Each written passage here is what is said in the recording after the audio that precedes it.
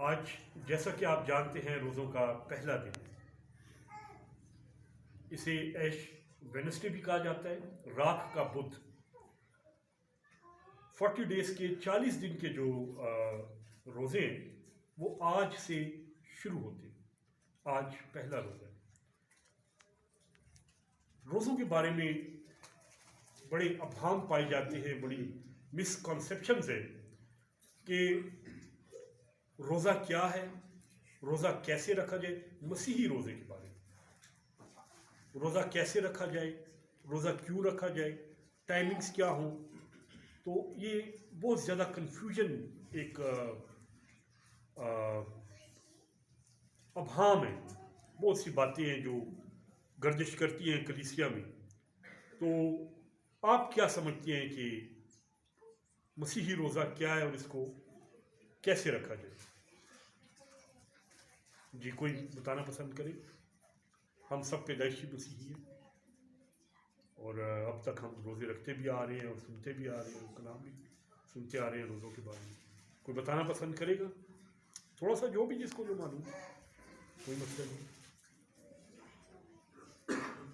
जिसके ज़हन में जो भी बात हो।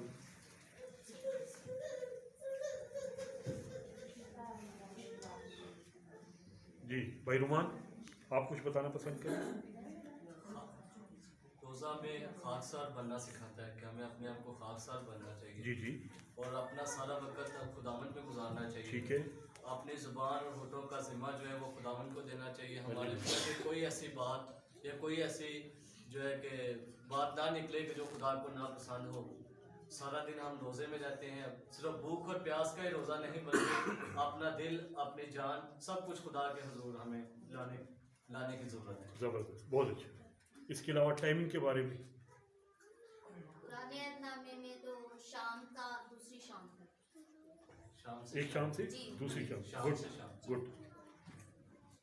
बाजी ने बहुत अच्छा बताया और भाई ने भी बहुत अच्छा बताया। उन्होंने टाइमिंग बताई, आपने गराज़ व मकासद बताए। रोज़ा तकरीबन हर मज़हब में पाया जाता है।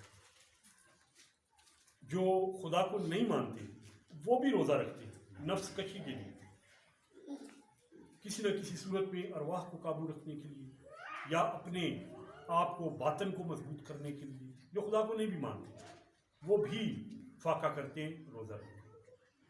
और जो खुदा के मानने वाले मज़ाहिब हैं, चाहे वो हिंदू मज़हब है, भगवान को मानते हैं, इस्लाम है, अल्लाह को मानते हैं, और यहूदियत है, जुडाइज़म जिससे मसीहत निकली है, तो वो यहोवा पाक खुदा को मानती है।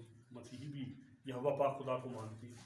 तो हर मज़हब, जैनिज़म, बुद्धिज़्म, जितने भी इज़म हैं, जितने भी मज़ाहिब हैं, सब रोज़ा रखते हैं। और रोज़ा रखने का मकसद क्या है? जिसकी डेफिनेशन जो है वो भाई ने बता दी। फाका करना और भूखा रहना, अपने आप को गलत कामों से बचाना। तो इसका मकसद क्या होता है? कौन बताएगा? जी भाई। अच्छा, वो बच्ची ने हाथ उठाया। जी, कौन बताएगा मकसद क्या है रोज़ा रखने? वैसे ही मैं भूखा बैठा हूँ, 24 घंटे भूखा बैठा हूँ, 8 घंटे 12 घंटे भूखा बैठा हूँ। सामने खाना पड़ा हुआ ना खाऊं, पानी पड़ा हुआ ना पीऊँ, शरबत पड़ा हुआ ना पीऊँ। मकसद क्या है? खुदा की कुर्बत को हासिल करना। यस, खुदा की कुर्बत को हासिल करना। और जब खुदा की कुर्बत हासिल होती है तो फिर क्या होता है? फिर क्या होता है? फिर सर वो काम जो हमारे कभी नहीं हुए वो होते हैं। रोजे से वो काम होते हैं जो कभी नहीं हुए। हम गुनाहों से निजात पाते हैं और खुदा की कुर्बत में आकर उससे ब्लेसिंग हासिल करते हैं, उससे बरकत हासिल करते हैं, जो कि हमारी ज़िंदगी में एक नया मसा, एक ताज़ा मसा लेके आती है। इब्लीस के बंधन टूटते हैं, शैतान के बंधन टूटते हैं, गुनाहों के बंधन टूटते हैं, कब्र के बंधन टूटते हैं। आपको पता है कि एक कब्र तो वो है जिसमें मरने के बाद ये जिस्म चला जाएगा। एक और कब्र भी है जिसके बारे में खुदा यीशु मसीह ने फरमाया कि मुर्दों को अपने मुर्दे तुम मेरे पीछे आओ। वो कौन से मुर्दे हैं? वो कौन सी कब्र है? वो है गुनाहों की कब्र, जिसमें हम लपेटे हुए होते हैं, जिसमें हम चारों तरफ से दीवारों में हम उस कब्र में घिरे हुए गुनाहों की कब्र। लेकिन जब हम यीशु के करीब आते हैं, हम रोज़ा रखते हैं, खुदा के करीब आते हैं, तो उन गुनाहों के बंधनों से हमें निजात होती है, हम जिंदा हो जाते हैं, ताज़ा हो जाते हैं। रोज़ा का मतलब है फाका करना, भूख प्यास को अपने अंदर बर्दाश्त करना, नफ्स कशी करना। इन अदर वर्ड्स, नफ्स कशी करना। हमारा नफ्स जो है, हमारी फितरत जो है, वो खाना मांगती है, हम खाना ना खाएं। हमारी फितरत, हमारी नेचर, हमारी एक इंसानी जिबिल्लत जो है, वो पानी मांगती है, हम पानी ना पिए। हम वो काम करें जो हम नॉर्मल रूटीन में करते हैं, वो ना करें। जो नॉर्मल रूटीन में करते हैं, इस हाल से इस तरह तो थोड़ा सा जो काम हम नॉर्मल रूटीन में करते हैं, तो वो काम हम ना करें, बल्कि वो काम करें जो खुदा यीशु मसीह ने हमें पाक कलाम में करने के लिए कही।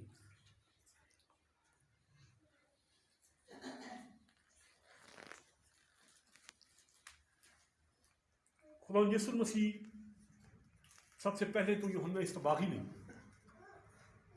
एक कलाम शुरू की, एक आवाज़ उठाई, तौबा करो क्योंकि आसमान की बादशाही नज़दीक आ गई। तौबा करो क्योंकि आसमान की बादशाही नज़दीक आ गई। और जब यूहन्ना इस्तबागी को कत्ल कर दिया गया, शहीद कर दिया गया, तो फिर वही आवाज़ किसने बुलंद की?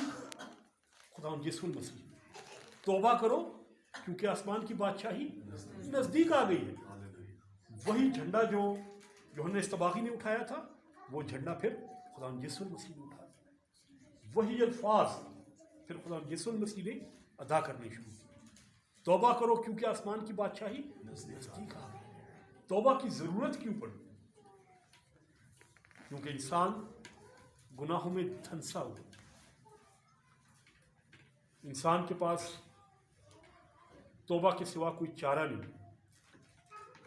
इब्लीस गुनाहों में जकड़ के इंसान को अपने साथ ले जाता है। देखिए, दो किस्म के फ़लसफे। इस्लामिक फ़लसफ़ा है कि मरना और फिर फना होना। अगर आप इस्लामिक पोइट्री पढ़ें, इस्लामिक शायरी पढ़ें, तो उसमें भी आपको फना नज़र आएगा। अभी पिछले दिनों एक गाना था, आमिर खान का एक गाना था, होना है तुझ में फना। पता नहीं पूरा गाना तो उसके बोल मुझे याद नहीं है, लेकिन चांद सिफारिश जो करता हमारा, इस तरह से कोई गाना था। उसमें आखिर में पोइट ने, इस्लामिक पोइट है, उसने अपनी पूरी थियोलॉजी पेश की है कि होना है तुम में फना। ये इस्लामिक थियोलॉजी, लेकिन हमारी ये थियोलॉजी नहीं है। हमारी जो थियोलॉजी है वो फना के बाद बुका है। हमने फना नहीं होना, हमारी बुका है। हमने मरना है और फिर जिंदा होना है। इस्लाम में ये चीज़ नहीं है, हिंदुइज्म में ये चीज़ नहीं है, बुद्धिज्म में ये चीज़ नहीं है, किसी भी मज़हब में बुका नहीं। क्योंकि किसी मज़हब का कोई पैगंबर, कोई नबी, कोई बड़ा मर के दोबारा जिंदा नहीं हुआ। सिर्फ पहलोठा हमारा खुदा यीशु मसीह, जिसने पहले ही कह दिया था कि मैं मरूंगा और फिर 3 दिन बाद जिंदा हो जाऊंगा। जिक्र उसने हैकल का कि इस हैकल को मैं गिराऊंगा और फिर 3 दिन में खड़ा कर दूंगा। वो हैकल उसके अपने बदन की हैकल, जिसमें आज हम इकट्ठे होकर इबादत कर रहे हैं। या हम इस 4 दीवारी में इकट्ठे नहीं हुए, हम यीशु के बदन में, यीशु की हैकल में इकट्ठे हैं। हम यीशु के नाम में इकट्ठे हैं। ये यीशु की हैकल है जिसमें हम इकट्ठे हैं। तो खुदा यीशु मसीह ने उस हैकल की बात की थी कि मैं इसको गिराऊंगा और फिर 3 दिन में इकट्ठा कर दूँ, खड़ा कर दूँ।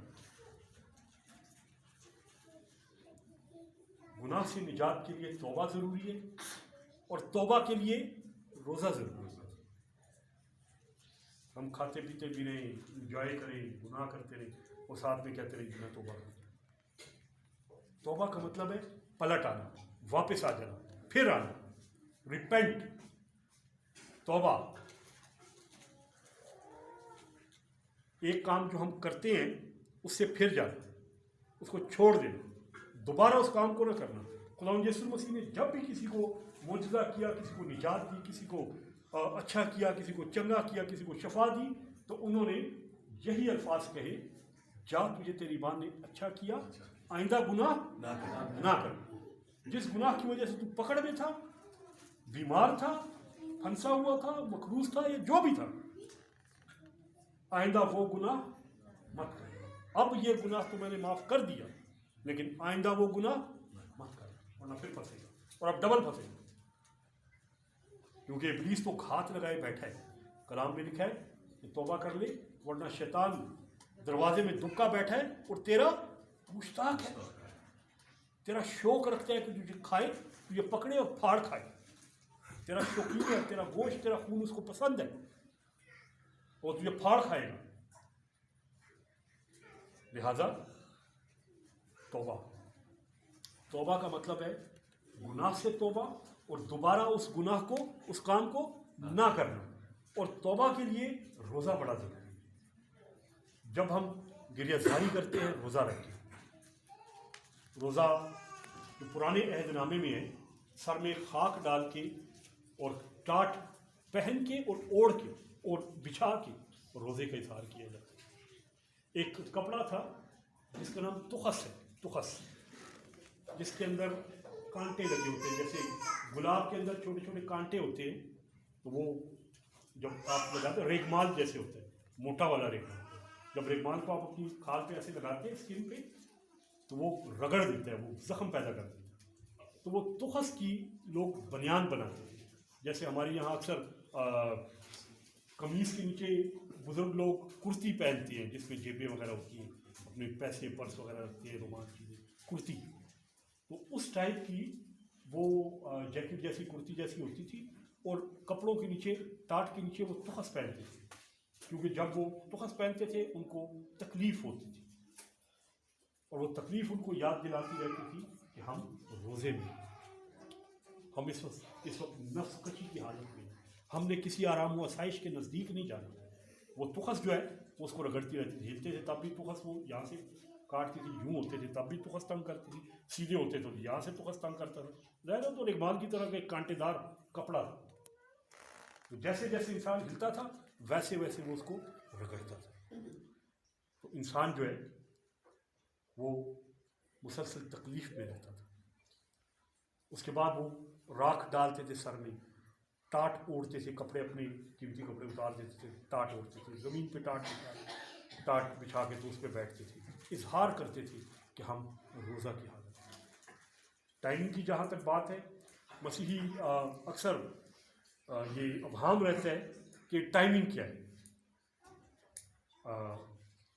बच्ची देखो किसने बताया था, पुराने अहदनामे का आपने बताया था बेटा, बाजी ने बताया पुराने अहदनामे का। जो जुडाइज़म का, यहूदियों का जो तरीक़ था, वो एक शाम से दूसरी शाम। याद रखिए जो यहूदियों का टाइमिंग है, हमारा तो रात 12 बजे चेंज होता है दिन, रात 12 बजे से डेट हमारी चेंज हो जाती है। अगर यकम है तो 2 शुरू हो जाती है, 2 है तो 3 शुरू हो जाती है। लेकिन यहूदियों का जो टाइमिंग है, जो कैलेंडर है, वो शाम 6 बजे के बाद चेंज होता है। 6 बजे के बाद उनकी डेट चेंज हो जाती है, उनका नया दिन शुरू हो जाता है यहूदियों का। तो वो 24 आवर्स का, 24 घंटे का रोज़ा रखते थे वो, और शाम 6 बजे वो रोज़ा खोलते थे। वही उनकी अफ्तारी होती थी और वही उनकी सहरी होती थी, और उसी से फिर वो आगे रोज़ा पकड़ लेते थे। अगर 3 दिन का रोज़ा, अगर जो यीशु मसीह ने एक रोज़ा रखा। अब अक्सर ऐसे हमारे भाई बहनें हैं जो लंबे रोज़े भी रखते हैं, 3 दिन का रोज़ा, 5 दिन का रोज़ा, 10 दिन का रोज़ा। तो यीशु मसीह ने 40 दिन का रोज़ा रखा।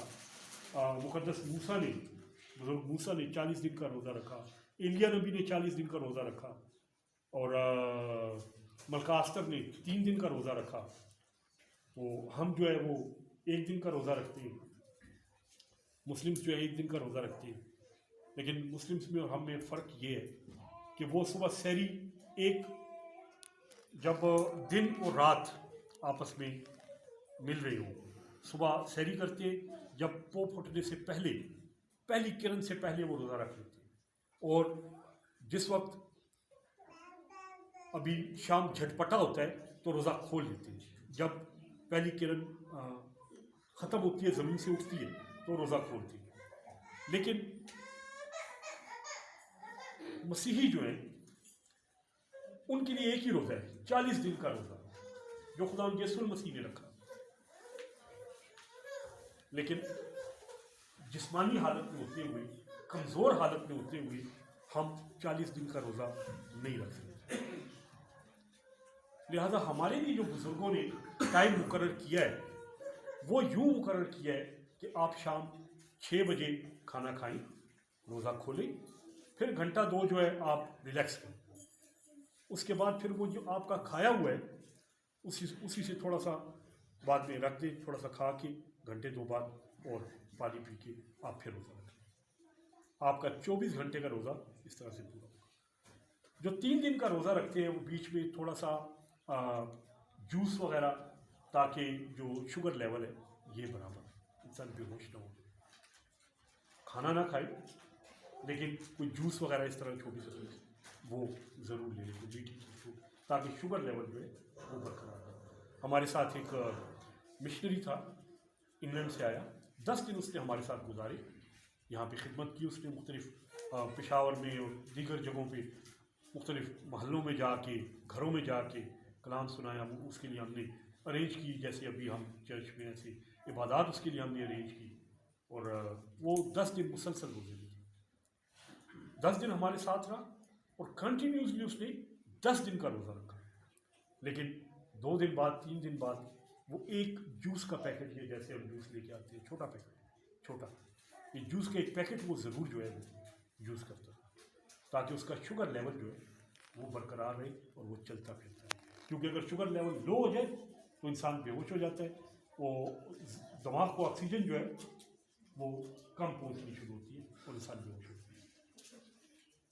तो शुगर लेवल बरकरार रखने के लिए एक छोटा जूस का डब्बा ज़रूरी है। 3 दिन का रोज़ा रख सकते हैं, 5 दिन का रोज़ा रख सकते हैं, 10 दिन का रोज़ा रख सकते हैं।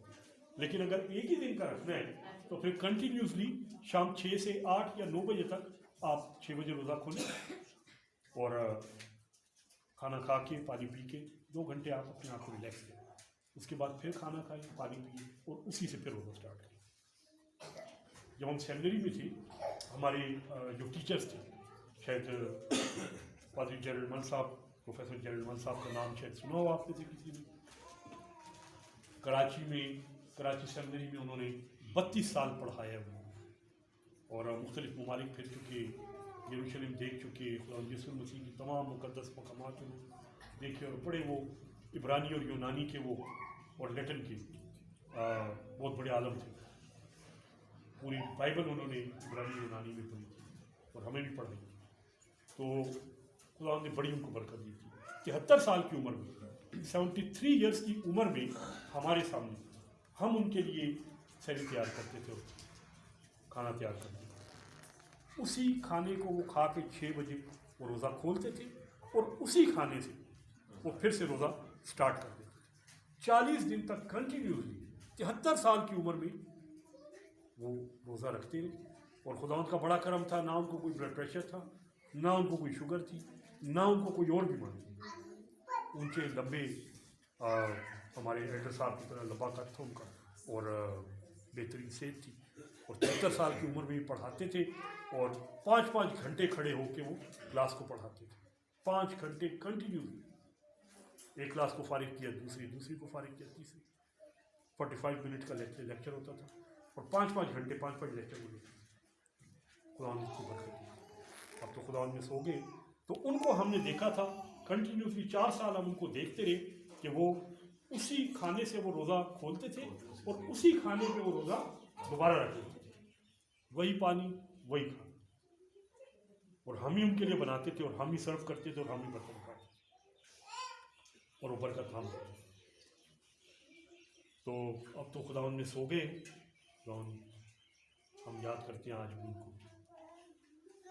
मसीही रोज़ा शाम 6 बजे से 6 बजे तक 24 घंटे का रोज़ा।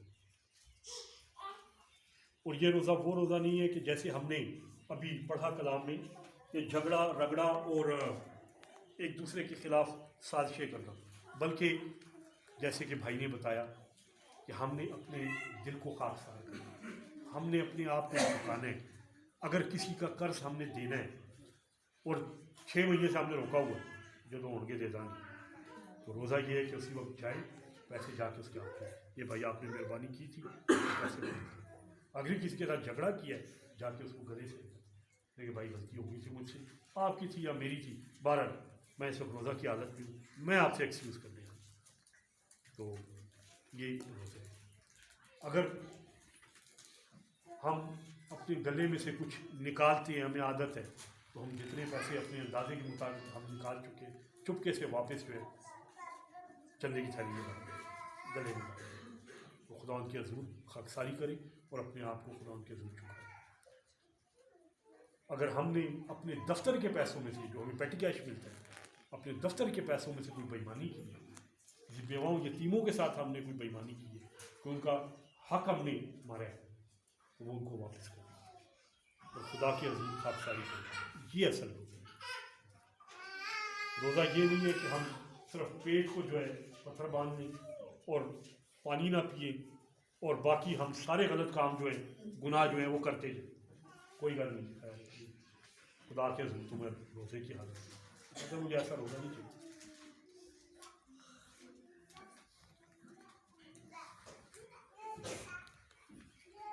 अभी जो भाई ने पढ़ा, बस अब तुम इस तरह का रोज़ा नहीं रखते हो कि तुम्हारी आवाज़ आलम बाला पर सुनी जाए।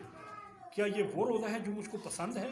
ऐसा दिन कि उसमें आदमी अपनी जान को दुख दे और अपने सर को झाऊ की तरह झुकाए और अपने नीचे टाट और राख बिछाए।